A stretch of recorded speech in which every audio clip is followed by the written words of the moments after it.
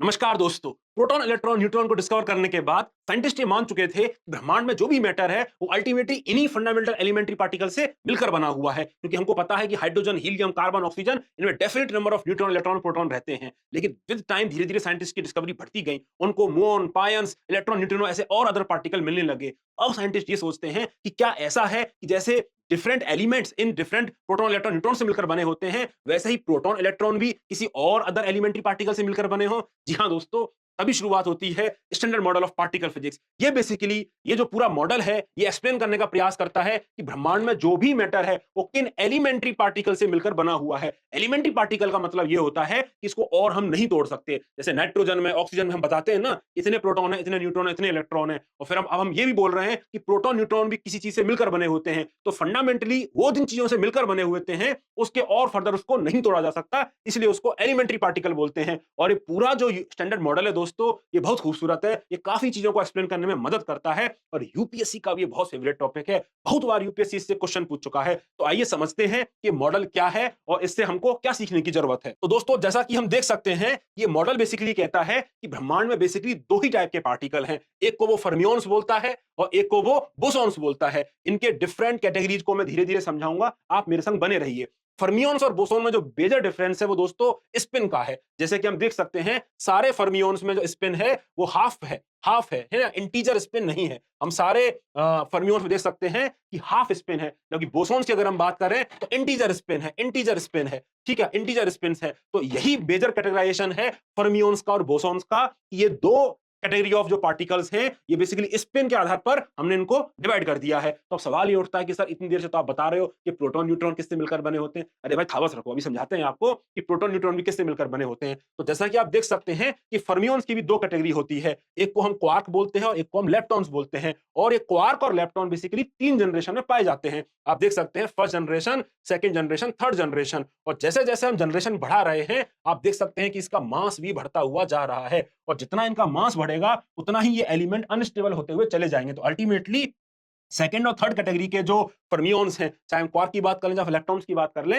ये डिजेनरेट होते हैं फर्स्ट जनरेशन में, क्योंकि first generation of quark and leptons are the most stable elementary particles. Another important thing is ये pair में अकर कर सकते हैं। आप देखिए, फर्स्ट जनरेशन में अप एंड डाउन है, सेकंड जनरेशन में चार में स्ट्रेंज है, थर्ड जनरेशन में टॉप एंड बॉटम है। सिमिलरली अब लैपटॉप्स की बात करें तो इलेक्ट्रॉन और इलेक्ट्रॉन न्यूट्रिनो क्या है? बेसिकली इलेक्ट्रॉन का ही काउंटर पार्ट है जिसमें चार्ज नहीं है। चार्ज उसका जीरो है। आप देखिए, -1 है, यहाँ पे जीरो है। इस ऐसे ही मुऑन और म्यूऑन न्यूट्रिनो, मुऑन में -1 का चार्ज है और मुऑन न्यूट्रिनो में जीरो चार्ज है। तो ये भी पेयर में अकर करते हैं। तो पहली बात तो पेयर में अकर करते हैं हमारे फर्मियोन्स, और दूसरा 3 जनरेशन में अकर करते हैं, जिसमें सेकंड जनरेशन और थर्ड जनरेशन थोड़ी हैवी होती है, अनस्टेबल होती है और डिके कर जाती है। अब आप बोर हो रहे होंगे, आप सोचे होंगे ये सब प्रोटॉन न्यूट्रॉन पे लेके आ जाओ, क्योंकि हमने तो वही पढ़ा है। चलो प्रोटॉन न्यूट्रॉन पे भी आपको लेके आ जाते हैं। ठीक है?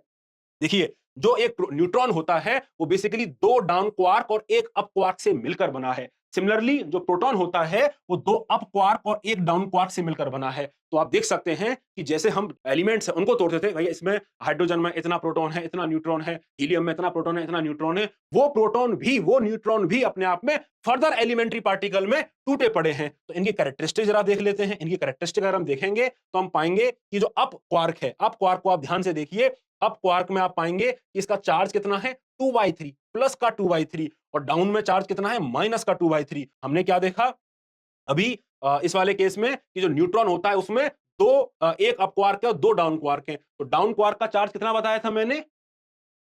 डाउन क्वार्क का चार्ज था -1/3, और अप का कितना चार्ज था, 2/3। तो आप देख सकते हैं ये दोनों आपस में कैंसिल हो जाते हैं, इसलिए न्यूट्रॉन पे कोई भी चार्ज नहीं होता है। न्यूट्रॉन चार्जलेस होता है। सिमिलरली प्रोटॉन की बात करें तो अपर जो चार्ज था वो था 2/3, और इसमें दो अप क्वार्क हैं। सिमिलरली डाउन क्वार्क की बात कर रहे हैं तो उसमें -1/3 चार्ज था। आप दोनों को मिला के देखेंगे तो रिजल्टेंट यूनिट 1 आएगा। तो बेसिकली एक पॉजिटिव का चार्ज रहता है प्रोटॉन के ऊपर। तो इसलिए हो रहा है क्योंकि दो डाउन क्वार्क और एक अप क्वार्क आपस में कैंसिल कर दे रहे हैं, और इस केस में रिजल्टेंट पॉजिटिव निकल के आ रहा है। इसलिए प्रोटॉन जो होता है वो पॉजिटिवली चार्ज होता है और न्यूट्रॉन जो होता है वो न्यूट्रल रहता है, उस पर कोई चार्ज नहीं होता है। तो ये बात तो आपको समझ में आ गई। हमको ये भी पता है कि प्रोटॉन और न्यूट्रॉन में न्यूट्रॉन थोड़ा हैवी होता है, सबसे लाइटेस्ट तो इलेक्ट्रॉन होता है। अब इसलिए न्यूट्रॉन हैवी होता है तो कई बार न्यूट्रॉन टूटता भी है। ठीक है, चलो न्यूट्रॉन जब टूटता है तो उसकी बात हम बाद में करेंगे। पहले ये समझने की कोशिश करते हैं कि यार ये बताओ कि ये जो न्यूक्लियस होता है, न्यूक्लियस में तो प्रोटॉन और न्यूट्रॉन अंदर भरे होते हैं। ये तो हमको पढ़ाया गया है ना, ये प्रोटॉन, प्रोटॉन, न्यूट्रॉन अंदर भरे होते हैं, ठीक है? ये बेसिकली हीलियम का न्यूक्लियस है, जिसमें 2 प्रोटॉन होते हैं, 2 न्यूट्रॉन होते हैं, ठीक है? अब ये प्रोटॉन, प्रोटॉन दोनों पॉजिटिवली चार्ज हैं, तो क्या ये आपस में रिपेल नहीं करेंगे? ठीक है? अंदर जितने ज़्यादा प्रोटॉन भरोगे, वो प्रोटॉन आपस में रिपेल करेंगे ना, तो ऐसा कौन-सा फोर्स है, ये दोनों सेम चार्ज पार्टिकल को पास में लाएगा? क्योंकि हमको पता है इलेक्ट्रोमैग्नेटिक फोर्स जब लगेगा, तो ये दूर जाएँगे, ये दूर की ओर भागेंगे, है कि नहीं? तो बेसिकली इस फोर्स को हम बोलते हैं स्ट्रॉन्ग न्यूक्लियर फोर्स। ये स्ट्रॉन्ग न्यूक्लियर फोर्स ही है दोस्तों, जो न्यूक्लियस पर काम करता है और इन सबको बांधे रखता है। यहां भी आप देखिए, बेसिकली ये नॉट जस्ट प्रोटॉन न्यूट्रॉन को बांधे रख रहा है, बल्कि ये जो क्वार्क हैं, इनके बीच में जो आप फोर्स देख रहे हैं, यही फोर्स है strong nuclear force. Strong nuclear force. तो अब सवाल ये उठता है कि सर ये बात बताओ कि इलेक्ट्रोमैग्नेटिक जो फोर्स हमारा, जो रेडिएशन हमारा सन से हमको आती है, वो कैसे आती है? वो फोटोन के थ्रू आती है। हमने देखा है ना फोटो इलेक्ट्रिक इफेक्ट में कि वो सन रेज आती हैं सेमीकंडक्टर में, इलेक्ट्रिसिटी कैसे कंडक्ट होती है, इलेक्ट्रॉन को बाहर निकाल देती है, एटसेट्रा एटसेट्रा। तो बेसिकली हर फोर्स का एक कैरियर है। इलेक्ट्रोमैग्नेटिक फोर्स का जो कैरियर है उसका नाम फोटोन है। तो स्ट्रॉन्ग न्यूक्लियर फोर्स का कैरियर कौन है? जी हाँ दोस्तों, आप बिल्कुल सही समझे, मैं बात कर रहा हूं बोसॉन्स की। तो साइंटिस्ट ने जब फर्मियोन्स की बात करी, तो they are building block of matter. लेकिन बोसॉन्स क्या हैं? Bosons are force carrier. Bosons क्या हैं? फोर्स कैरियर हैं। ये फोर्स कैरी करते हैं। तो जैसा कि मैंने फोटोन को बताया, ये इलेक्ट्रोमैग्नेटिक फोर्स को कैरी करता है, यस और नो? और जो ग्लूऑन की हम बात कर रहे हैं, ये स्ट्रॉन्ग न्यूक्लियर फोर्स को कैरी करता है, स्ट्रॉन्ग न्यूक्लियर फोर्स को कैरी करता है। और डब्ल्यू और जेड बोसॉन्स जो हैं, ये वीक न्यूक्लियर फोर्स को कैरी करते हैं। अब वीक न्यूक्लियर फोर्स क्या होता है दोस्तों? मैं आपको थोड़ी देर पहले समझा रहा था कि ये जो न्यूट्रॉन होता है काफी हैवी होता है और ये टूट जाता है। और किसमें टूटेगा? न्यूट्रॉन को चार्ज कंजर्व करना है, तो ये टूट जाता है इलेक्ट्रॉन में और प्रोटॉन में, और साथ में निकाल देता है इलेक्ट्रॉन न्यूट्रिनो। ठीक है? तो इसको क्या बोलते हैं? इसको बीटा डिके बोलते हैं। ठीक है? जो हैवी एलिमेंट्स में काफी ज्यादा होता है। जो कार्बन का C14 है ना, ये काफी हैवी एलिमेंट है, क्योंकि जनरली कार्बन का क्या होता है, C12 वाला जो रहता है वो स्टेबल रहता है, तो हैवी एलिमेंट है, तो ये डिजनरेट होगा और नाइट्रोजन बना लेगा, क्योंकि बीटा डिके हो रहा है। लेकिन इंपॉर्टेंट बात यह है कि न्यूट्रॉन से प्रोटॉन कैसे बन रहा है दोस्तों? वीक न्यूक्लियर फोर्स से बन रहा है। आप देख सकते हैं न्यूट्रॉन में दो डाउन क्वार्क हैं, ये दो डाउन क्वार्क चेंज होके दो अप क्वार्क बन जाते हैं, और इसीलिए न्यूट्रॉन प्रोटॉन बन जाता है। और ये वाला जो काम है ये करता है week nuclear force. Week nuclear force करता है, वीक न्यूक्लियर फोर्स का ही काम है कि वो फ्लेवर चेंज कर देता है।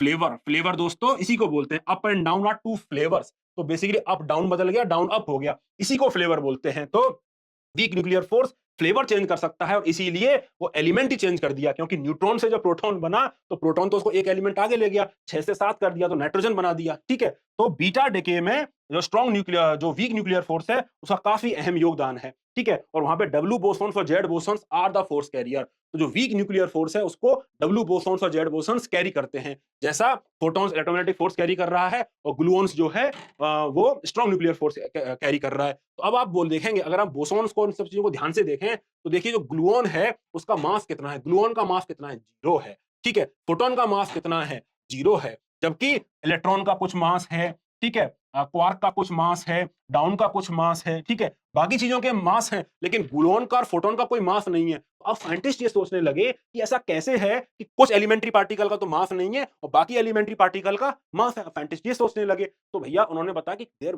मस्ट एग्जिस्ट सम फील्ड, कुछ तो एक फील्ड ऐसा होगा जिससे ये पार्टिकल जब इंटरेक्ट करते होंगे तो उनको मास आ जाता होगा, जबकि फोटॉन और ग्लूऑन से इंटरेक्ट नहीं करते होंगे तो उनमें मास नहीं आएगा।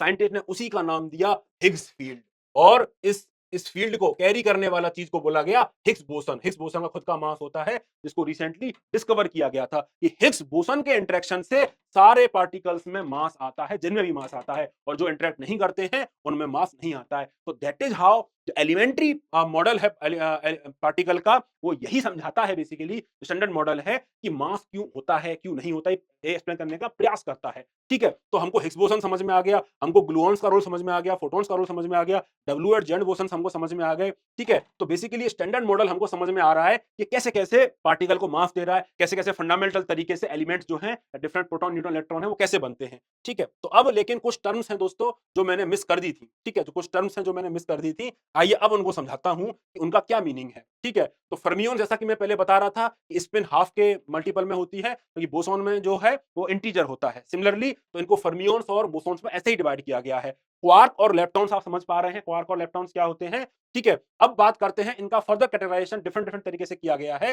हेड्रॉन्स, हेड्रॉन बेसिकली वो उन उन उन चीज़ों को बोला गया है जो स्ट्रॉन्ग न्यूक्लियर फोर्स को फ़ील करते हैं। तो स्ट्रॉन्ग न्यूक्लियर फोर्स को कौन फ़ील करता है? क्वार्क फ़ील करता है कि नहीं करता? बता रहा था ना आपको, अप एंड डाउन क्वार्क को वो मिला के रखा हुआ था, डब्ल्यू एंड जेड बोसॉन्स। तो बेसिकली हेड्रॉन्स उनको बोला गया है जो स्ट्रॉन्ग न्यूक्लियर फोर्स को फ़ील करते हैं, और इनकी 2 कैटेगरी मेजर होती है, एक होता है बेरियॉन्स और एक होता है मीसॉन्स। तो अगर आप 3 क्वार्क से मिलकर कोई भी चीज़ बनाएँगे तो उसको बोलेंगे बेरियॉन्स। इसलिए बेरियोनिक मैटर का जब आप नाम सुनते हैं, तो मतलब ये है कि प्रोटॉन और न्यूट्रॉन से मिलकर बना हुआ है, क्योंकि प्रोटॉन और न्यूट्रॉन 3 क्वार्क से मिलकर बने होते हैं, या तो 2 अप होंगे या 2 डाउन होंगे, और 1 अप होगा और 1 डाउन होगा। आपको समझ में आ गया होगा, थोड़ी देर पहले ही समझाया है। सिमिलरली एक क्वार्क और दूसरा quark, 2 quark, 1 quark anti quark या 2 क्वार्क से मिलकर जो बनता है उसको बोलते हैं मीसॉन्स। तो बेरियन और मीसॉन्स बेसिकली क्वार्क से मिलकर बनते हैं, क्योंकि हेड्रॉन्स यानी स्ट्रॉन्ग न्यूक्लियर फोर्स से इंटरैक्ट करते हैं। तो बेसिकली लार्ज फैमिली का नाम हेड्रॉन्स है। ये 2 टाइप की हो सकती है, बेरियोनिक मैटर और मीसॉन्स। बेरियोनिक मैटर में 3 क्वार्क मिलकर बनाएँगे, इसमें 2 क्वार्क मिलकर बनाएँगे। तो ये टर्म्स जो न्यूज़ में आते हैं, तो अब आई थिंक अब आपको समझने में आसानी मिलेगी। ठीक है? अनदर इंपॉर्टेंट चीज़ जो अब समझाने की है वो ये है कि यार सर ये बताइए कि डिफरेंट फंडामेंटल फोर्सेस हैं, इनके ऊपर भी अब बात करते हैं।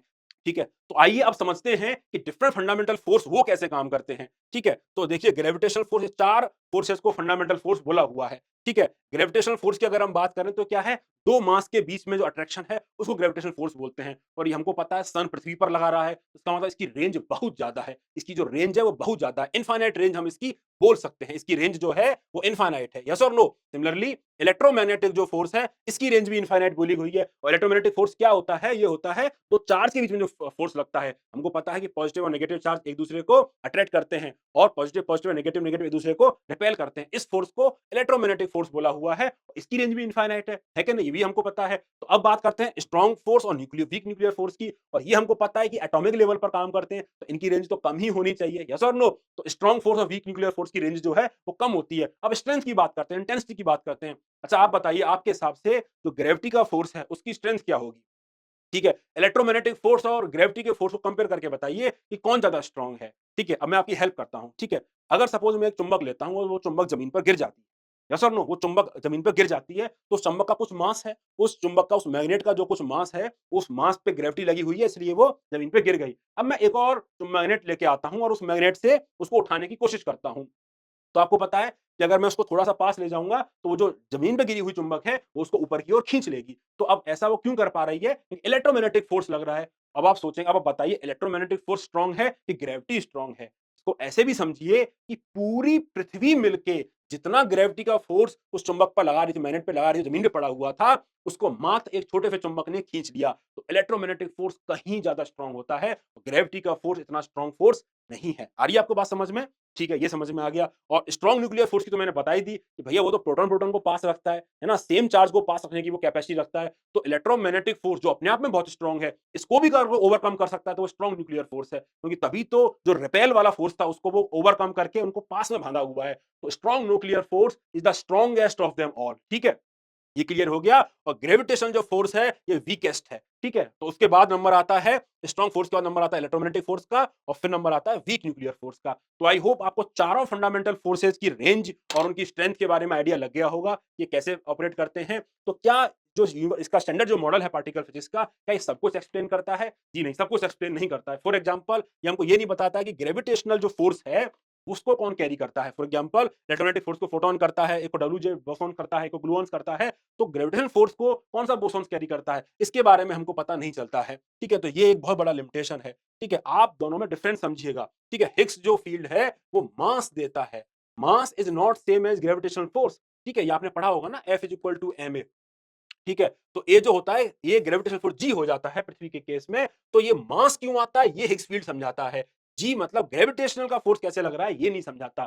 ठीक है? आप इसको ऐसे भी समझ लीजिए कि मेरा मास तो सेम है, मैं x किलोग्राम वेट कर रहा हूँ, तो अभी मैं धरती पे जो फोर्स लगा रहा हूँ वो ग्रेविटी के हिसाब से लगा रहा हूँ। लेकिन अगर मैं चंद्रमा पे चला जाऊँ तो चंद्रमा पे तो इतना ग्रेविटी का फोर्स होगा नहीं, तो वहाँ पे मैं हल्का महसूस करूँगा। तो मैं हल्का क्यों महसूस करूँगा? क्या मेरा मास कम हो गया? नहीं, मेरा मास तो सेम है, G कम हो गया क्योंकि वहाँ का जो ग्रेविटेशनल फोर्स है वो कम है। तो मास और वेट दोनों अलग-अलग चीज़ें होती हैं, आपको समझ में आ गया होगा। तो ये एक्सप्लेन नहीं करता कि ग्रेविटेशनल फोर्स को कौन कैरी कर रहा है, बाकी 3 फोर्स तो बता दिए, ग्रेविटेशनल फोर्स को कौन कैरी कर रहा है ये एक्सप्लेन नहीं करता, तो ये एक लिमिटेशन है। अनदर इंपॉर्टेंट लिमिटेशन भैया आपने स्टार्ट करी थी कि ब्रह्मांड का जो मैटर है वो किससे बना हुआ है, तो आपने क्वार्क बता दिया, इलेक्ट्रॉन बता दिया, लेकिन यार ब्रह्मांड में तो डार्क मैटर है।